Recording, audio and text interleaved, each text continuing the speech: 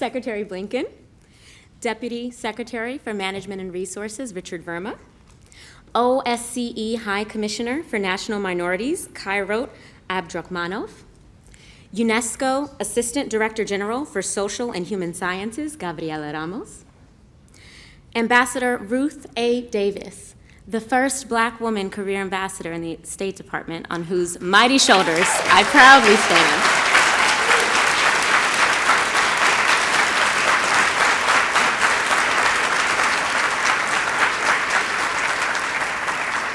It means so much to have you here today. Assistant secretaries, my fellow special representatives, special envoys, and special advisors, ambassadors, members of the diplomatic corps, colleagues, and friends, welcome. And thank you all for joining us today for this historic and important occasion. I am Desiree Cormier-Smith, the U.S. State Department's first ever Special Representative for Racial Equity and Justice.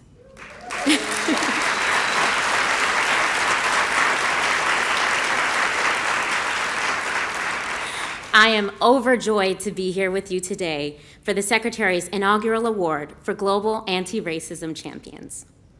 I want to acknowledge that we are gathered here on the ancestral lands of the Anacostan and Piscataway peoples. We honor their contributions and resiliency every day, but especially today, the UN International Day of the World's Indigenous Peoples, a day created to raise awareness of the rich diversity and generations of knowledge of Indigenous peoples, as well as the need to protect their rights. I would be remiss if I did not acknowledge that today is also the anniversary of the killing of Michael Brown, an unarmed 18-year-old Black teenager whose death in Ferguson, Missouri, sparked a national outcry. His killing, 2 years after that of 17-year-old Trayvon Martin, was a pivotal moment in our country, prompting the need to affirm that Black lives matter, a slogan that has gained global resonance not only for people of African descent, but also for other marginalized racial, ethnic, and indigenous communities around the world.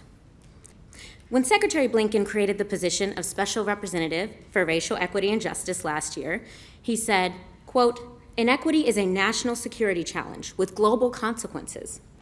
The systematic exclusion of individuals from marginalized and vulnerable groups from full participation in economic, social, and civic life impedes equity globally, while fueling corruption, economic migration, distrust, and authoritarianism," end quote.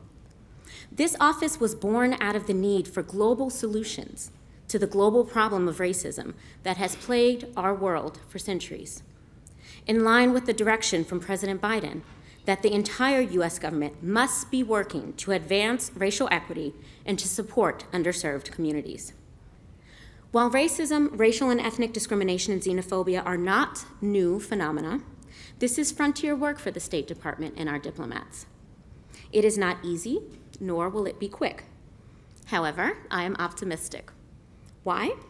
Well, first, you cannot be a pessimist in this line of work. As Black feminist writer Bell Hooks said, quote, "Hope is essential to any political struggle for radical change when the overall social climate promotes disillusionment and despair," end quote. And second, I'm optimistic because of the unwavering commitment, hope, and resilience of these communities, even in the face of seemingly insurmountable obstacles to their basic dignity and rights, and often at great personal risk. If they can continue to fight, then surely we can.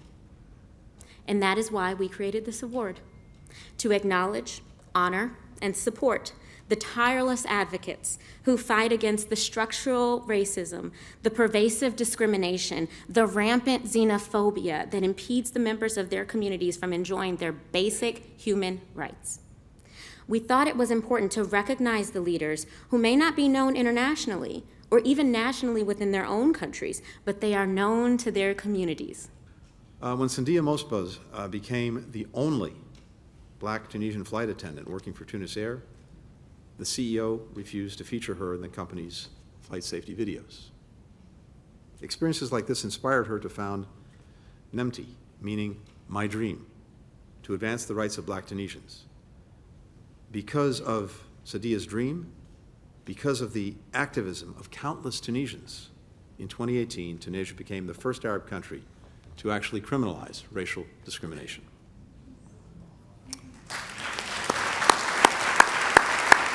So to each and every one of you here with us today, we're lucky to have you. The world is lucky to have you as such incredibly committed citizens, dedicating your lives to advancing the rights and the lives of others. And what I want to tell you today is that as you continue the work you're doing, this transformative work, the United States will stand very proudly by your side. Congratulations to each of you. Thank you. Human rights of Afro-Peruvians in combating systemic racism. I'm not even finished.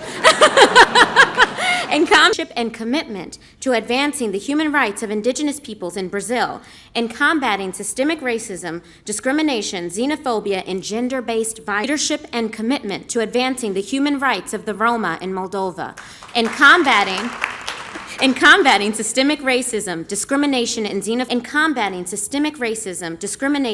xenophobia while advocating for robust legal and policy frameworks for the rights, dignity, and safety of Black Tunisians. The human rights of members of marginalized castes and ethnic communities in Nepal, and combating systemic racism, discrimination, xenophobia, and commitment to advancing the human rights of indigenous peoples in Bangladesh, and combating systemic racism, discrimination, xenophobia, land grabbing, violence, and the adverse effects